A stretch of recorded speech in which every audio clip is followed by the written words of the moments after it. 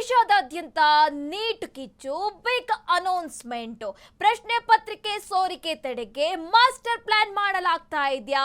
ಇನ್ಮುಂದೆ ಪರೀಕ್ಷಾ ಅಕ್ರಮಗಳಿಗೆ ಕಠಿಣ ಶಿಕ್ಷೆ ಫಿಕ್ಸ್. ದೇಶಾದ್ಯಂತ ನೀಟ್ ಕಿಚ್ಚು ಬಿಗ್ ಅನೌನ್ಸ್ಮೆಂಟ್ ಹಾಕುವ ಎಲ್ಲ ಸಾಧ್ಯತೆ ಇದೆ. ಪ್ರಶ್ನೆ ಪತ್ರಿಕೆ ಸೋರಿಕೆ ತಡೆಗೆ ಮಾಸ್ಟರ್ ಪ್ಲಾನ್ ಮಾಡಲಾಗ್ತಾ ಇದೆ. ಇನ್ಮುಂದೆ ಪರೀಕ್ಷಾ ಅಕ್ರಮಗಳಿಗೆ ಕಠಿಣ ಶಿಕ್ಷೆ ಫಿಕ್ಸ್. ಹಾಗಾದ್ರೆ 10 ವರ್ಷ ಜೈಲು, 1 ಕೋಟಿ ದಂಡ. ದಂಧೆಗೆ ಶಾಶ್ವತ ಬ್ರೇಕ್ ಹಾಕಲು ಕೇಂದ್ರ ಇಲ್ಲಿ ಪ್ಲಾನ್ ಮಾಡ್ತಾ ಇದೆ. ಮೋದಿ ಕ್ಯಾಬಿನೆಟ್ ನಲ್ಲಿ ಹೊರಬೀಳುತ್ತಾ ಆದೇಶ ಅಂತ ಪ್ರಶ್ನೆ ಉದ್ಭವವಾಗ್ತಾ ಇದೆ.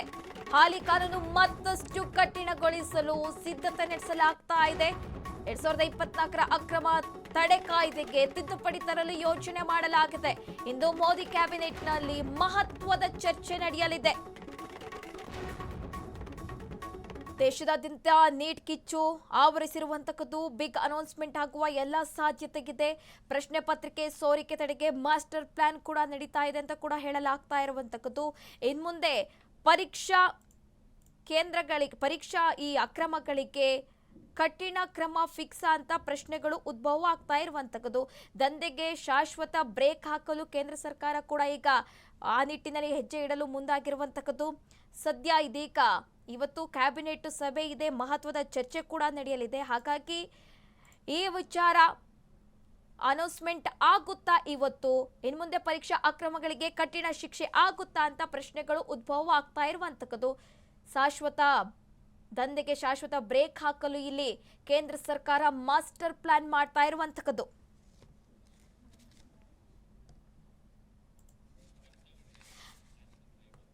ದೇಶದಾದ್ಯಂತ ನೀಟ್ ಕಿಚ್ಚು ಆವರಿಸಿರುವಂತಕ್ಕದ್ದು. ಇದೀಗ ಬಿಗ್ ಅನೌನ್ಸ್ಮೆಂಟ್ ಆಗುವಂತಹ ಎಲ್ಲ ಚಾನ್ಸಸ್ ಇರುವಂತಕ್ಕದ್ದು. ಇವತ್ತು ಕ್ಯಾಬಿನೆಟ್ ಸಭೆ ಇದೆ, ಮಹತ್ವದ ಚರ್ಚೆ ನಡೆಯುವಂತಹ ಎಲ್ಲ ಸಾಧ್ಯತೆ ಇರುವಂತಕ್ಕದ್ದು.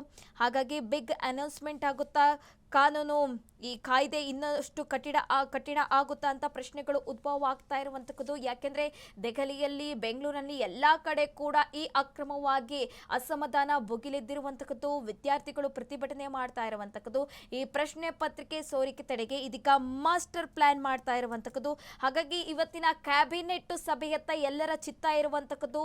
ಬಿಗ್ ಅನೌನ್ಸ್ಮೆಂಟ್ ಆಗುತ್ತಾ, ಕೇಂದ್ರ ಸರ್ಕಾರ ಇಲ್ಲಿ ಮಾಸ್ಟರ್ ಪ್ಲಾನ್ ಮಾಡ್ತಿದ್ಯಾ, ಈ ರೀತಿಯಾಗಿ ಪ್ರಶ್ನೆಗಳು ಉದ್ಭವ ಆಗ್ತಾ ಇರುವಂತಕ್ಕದ್ದು. ದೇಶದಲ್ಲಿ ಪರೀಕ್ಷಾ ಪ್ರಶ್ನೆ ಪತ್ರಿಕೆ ಸೋರಿಕೆ ಮತ್ತು ಅಕ್ರಮಗಳನ್ನು ತಡೆಯಲು ಹಾಲಿ ಇರುವ ಕಾನೂನುಗಳನ್ನು ಮತ್ತಷ್ಟು ಕಠಿಣಗೊಳಿಸಲು ಕೇಂದ್ರ ಸರ್ಕಾರ ಸಿದ್ಧತೆ ನಡೆಸ್ತಾ ಇದೆ ಅಂತ ಹೇಳಲಾಗ್ತಾ ಇದೆ.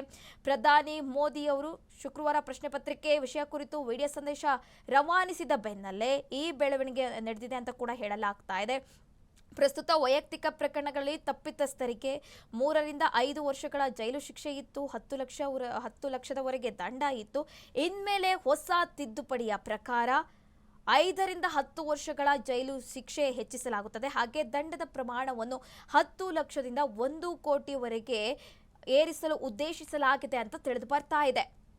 ದೇಶದಾದ್ಯಂತ ನೀಟ್ ಕಿಚ್ಚು ಆವರಿಸಿರುವಂತಕ್ಕದ್ದು. ಬಿಗ್ ಅನೌನ್ಸ್ಮೆಂಟ್ ಆಗುತ್ತಾ ಅಂತ ಪ್ರಶ್ನೆಗಳು ಉದ್ಭವವಾಗ್ತಾ ಇದೆ. ಪ್ರಶ್ನೆ ಪತ್ರಿಕೆ ಈ ಸೋರಿಕೆ ತಡೆಗೆ ಮಾಸ್ಟರ್ ಪ್ಲಾನ್ ಮಾಡುತ್ತಾ ಕೇಂದ್ರ ಸರ್ಕಾರ ಅಂತ ಈಗ ಸಹಜವಾಗಿ ಪ್ರಶ್ನೆಗಳು ಉದ್ಭವ ಆಗ್ತಾ ಇದೆ. ಇನ್ಮುಂದೆ ಪರೀಕ್ಷಾ ಅಕ್ರಮಗಳಿಗೆ ಕಠಿಣ ಶಿಕ್ಷೆ ಫಿಕ್ಸ್. ಹಾಗಾದ್ರೆ 10 ವರ್ಷ ಜೈಲು, 1 ಕೋಟಿ ದಂಡ, ಈ ನಿಟ್ಟಿನಲ್ಲಿ ಪ್ಲಾನ್ ಮಾಡಲಾಗ್ತಾ ಇದೆ ಅಂತ ಹೇಳಲಾಗ್ತಾ ಇದೆ. ದಂಧೆಗೆ ಈಗೇನು ಈ ದಂಧೆ ದಿನದಿಂದ ದಿನಕ್ಕೆ ಜಾಸ್ತಿ ಆಗ್ತಾ ಇರುವಂತಕ್ಕತೆ ಬಹಳಷ್ಟು. ಈ ನೀಟ್ ಅಕ್ರಮ ಅಂತ ಅಲ್ಲ, ಬೇರೆ ಬೇರೆ ಪ್ರಶ್ನೆ ಪತ್ರಿಕೆಗಳು ಹಲವಾರು ಬಾರಿ ಲೀಕ್ ಆಗಿದೆ. ಕಠಿಣವಾಗಿ ಈಗ ಏನು ಶಾಶ್ವತವಾಗಿ ಈ ದಂಧೆಗೆ ಶಾಶ್ವತ ಬ್ರೇಕ್ ಕೊಡಲು ಇದೀಗ ಏನು ಕೇಂದ್ರ ಸರ್ಕಾರ ಪ್ಲಾನ್ ಮಾಡ್ತಾ ಇರುವಂತಕ್ಕದ್ದು. ಈ ಬಗ್ಗೆ ಹೆಚ್ಚಿನ ಡೀಟೇಲ್ಸ್ ಕೊಡ್ತಾರೆ ನನ್ನ ಸಹೋದ್ಯೋಗಿ ಸಾಹಿಲ್ ಲೈವ್ ನಲ್ಲಿ ಜಾಯಿನ್ ಆಗಿದ್ದಾರೆ. ಸಾಹಿಲ್, ದೇಶದಾದ್ಯಂತ ನೀಟ್ ಕಿಚ್ಚು ಆವರಿಸಿರುವಂತಕ್ಕದ್ದು. ಇದೀಗ ಕೇಂದ್ರ ಸರ್ಕಾರ ಮಾಸ್ಟರ್ ಪ್ಲಾನ್ ಮಾಡ್ತಾ ಇದೆಯಾ ಅಂತ ಪ್ರಶ್ನೆಗಳು ಉದ್ಭವ ಆಗ್ತಾ ಇರುವಂತಕ್ಕದ್ದು. ಯಾಕೆಂದ್ರೆ ಈ ಹಿಂದೆ ಕೂಡ ಕಠಿಣ ಕ್ರಮಗಳಿತ್ತು, ಆದ್ರೂ ಕೂಡ ಈ ಅಕ್ರಮಕ್ಕೇನು ಬ್ರೇಕ್ ಬೀಳಲಿಲ್ಲ. ಈಗ ಮತ್ತಷ್ಟು ಅದನ್ನು ಕಠಿಣಗೊಳಿಸಲು ಕೂಡ ಕೇಂದ್ರ ಸರ್ಕಾರ ಮುಂದಾಗ್ತಾ ಇದೆ ಅಂತ ಹೇಳಲಾಗ್ತಾ ಇದೆ. ಏನೆಲ್ಲ ಡೀಟೇಲ್ಸ್ ಇದೆ ಸಾಹಿಲ್? ಸುರಭಿ, ನೀಟ್ ಪರೀಕ್ಷಾರ್ಥಿಗಳು ನೀಟ್ ಪ್ರಶ್ನೆ ಪತ್ರಿಕೆ ಸೋರಿಕೆಯಾದಂತಹ ಸಂದರ್ಭದಲ್ಲಿ ಭಾರಿ ಪ್ರಖರತೆಯಿಂದ ಅತ್ಯಂತ ತೀವ್ರವಾಗಿ ಪ್ರತಿರೋಧ ಅಥವಾ ಪ್ರತಿಭಟನೆ ಮಾಡುವುದರ ಮುಖೇನ ಕೇಂದ್ರ ಸರ್ಕಾರಕ್ಕೆ ಬಿಸಿ ಮುಟ್ಟಿಸುವಂತಹ ಕೆಲಸಗಳನ್ನು ಮಾಡಿದ್ದಾರೆ. ಭಾರತದಲ್ಲಿ ನೀಟ್ ಪ್ರಶ್ನೆ ಪತ್ರಿಕೆ ಸೋರಿಕೆಯಾಗಿದ್ದು ಇದು ಮೊದಲ, ಖಂಡಿತ ಅಲ್ಲ. 2012, 2021 ರಾಜಸ್ಥಾನ, ಜಯಪುರ, ಪಾಟ್ನಾ ಈ ಭಾಗದಲ್ಲಿ ಪರೀಕ್ಷೆಯ ದಿವಸದಂದೇ ಪ್ರಶ್ನೆ ಪತ್ರಿಕೆ ಲೀಕ್ ಆಗಿತ್ತು. ಆದರೆ ಎಲ್ಲ ಒಂದು ಕಡೆ ಅವು ಆ ರಾಜ್ಯಕ್ಕೆ ಮಾತ್ರ ಪೆಟ್ಟು ಕೊಟ್ಟಂತಹ ವಿಚಾರವಾಗಿ ಮಾರ್ಪಟ್ಟಿತ್ತು. ಅದಾದ ನಂತರ ಕೋರ್ಟ್ಗಳು, ನ್ಯಾಯಾಲಯಗಳು ಮಧ್ಯಪ್ರವೇಶ ಮಾಡಿ ಭಾರತದಾದ್ಯಂತ ಮರುಪರೀಕ್ಷೆಯ ಅವಕಾಶಗಳು ಬೇಡ ಅಥವಾ ಅವಶ್ಯಕತೆ ಇಲ್ಲ, ಕೇವಲ ಆ ರಾಜ್ಯಕ್ಕೆ ಮಾತ್ರ ಮರುಪರೀಕ್ಷೆ ಮಾಡಿ ಎನ್ನುವಂತಹ ತೀರ್ಮಾನ. ಸೊ ಇವೆಲ್ಲವೂ ಕೂಡ ಒಂದು ಕಡೆ ಆದರೆ 2026ರಲ್ಲಿ ಏನು ಪ್ರಶ್ನೆ ಪತ್ರಿಕೆ ಸೋರಿಕೆ ಆಯಿತೋ ಇದು ಭಾರತವನ್ನೇ ಬೆಚ್ಚಿ ಬೀಳಿಸುವಂತಹ ರೀತಿಯಲ್ಲಿತ್ತು. 150 ಪ್ರಶ್ನೆ ಪತ್ರಿಕೆಗಳು ಸೋರಿಕೆಯಾದಾಗ 7.5 ಕೋಟಿ ಪರೀಕ್ಷಾರ್ಥಿಗಳಿದ್ರು ಭಾರತದಲ್ಲಿ. ಇವರೆಲ್ಲರೂ ಕೂಡ ಅತಂತ್ರ ಸ್ಥಿತಿಗೆ, ನೋಡಿ, ಉಳ್ಳವರ ಶ್ರೀಮಂತರ ಮಕ್ಕಳಿಗೆ ಈ ಪ್ರಶ್ನೆ ಪತ್ರಿಕೆಗಳು ವೆಬ್ಸೈಟ್ ಮುಖಾಂತರವಾಗಿ ಸಿಕ್ಕಿ ಅವರು ಮಾತ್ರ ಕಲಿತು ಪರೀಕ್ಷೆಯನ್ನು ಎದುರಿಸ್ತಾ ಇದ್ರು, ಪರೀಕ್ಷೆಯನ್ನು ಪಾಸ್ ಆಗ್ತಾ ಇದ್ರು. ಉಳಿದಂತೆ ಈ ದೇಶದ ಮಧ್ಯಮ ವರ್ಗ, ಈ ದೇಶದ ಬಡವರ್ಗದ ಮಕ್ಕಳು ರಾತ್ರಿ ಹಗಲು ನಿದ್ದೆಗೆಟ್ಟು ಕಷ್ಟಪಟ್ಟು ಕಲಿತಂತಹ ವಿದ್ಯೆಗೆ ಪ್ರತಿಫಲ ಸಿಗೋದಿಲ್ಲ ಅನ್ನೋ ಹಂತಕ್ಕೆ ಬಂದಿತ್ತು.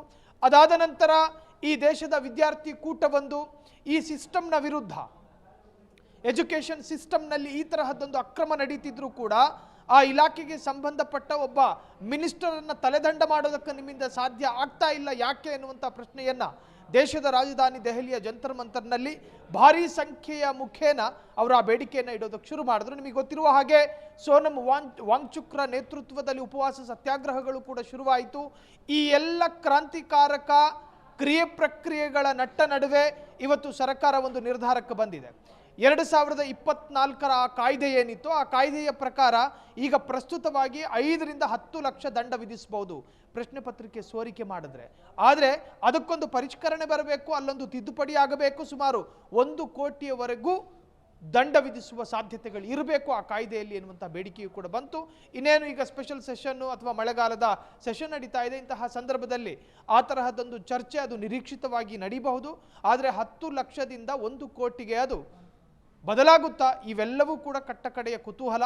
ಏನಾಗಬಹುದು, ಏನಾಗುತ್ತೆ, ಇವೆಲ್ಲವೂ ಮುಂದಿನ ಡೆವಲಪ್ಮೆಂಟ್ಗಳ ನಂತರವಷ್ಟೇ ಗೊತ್ತಾಗಬೇಕು. ಸುರಭಿ, ಸಾಹಿಲ್, ಇನ್ನೊಂದೇನಂದ್ರೆ ಈ ಕ್ರಮ ಅನ್ನೋದು ಈ ಪ್ರಶ್ನೆ ಪತ್ರಿಕೆ ಲೀಕ್ ಆದಾಗ ಏನು ಕಾಯ್ದೆ ಇತ್ತು ಆ ಕ್ರಮ ಮೊದಲಿಂದಲೂ ಕೂಡ ಇರುವಂತದ್ದು. ಆದ್ರೂ ಕೂಡ ಈ ಅಕ್ರಮಗಳಿಗೆ ಇನ್ನೂ ಕೂಡ ಬ್ರೇಕ್ ಬಿದ್ದಿಲ್ಲ. ಈಗ ಮತ್ತಷ್ಟು ಇದನ್ನು ಕಠಿಣಗೊಳಿಸಿದ್ರೆ ಬ್ರೇಕ್ ಬೀಳುವ ಸಾಧ್ಯತೆ ಇದೆಯಾ ಅಂತ?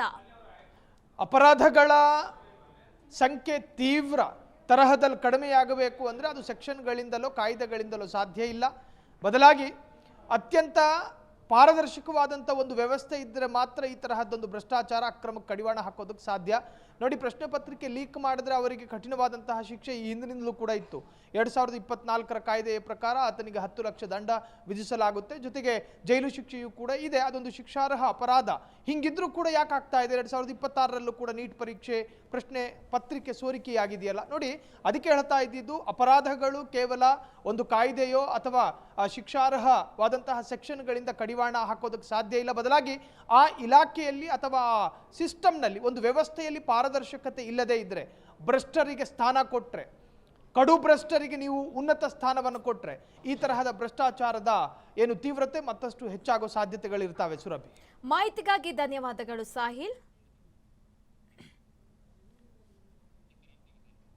ದೇಶದಾದ್ಯಂತ ನೀಟ್ ಕಿಚ್ಚು ಹಬ್ಬಿರುವಂತಕ್ಕದ್ದು ಬಿಗ್ ಅನೌನ್ಸ್ಮೆಂಟ್ ಆಗುತ್ತಾ ಅಂತ ಪ್ರಶ್ನೆಗಳು ಉದ್ಭವವಾಗ್ತಾ ಇದೆ.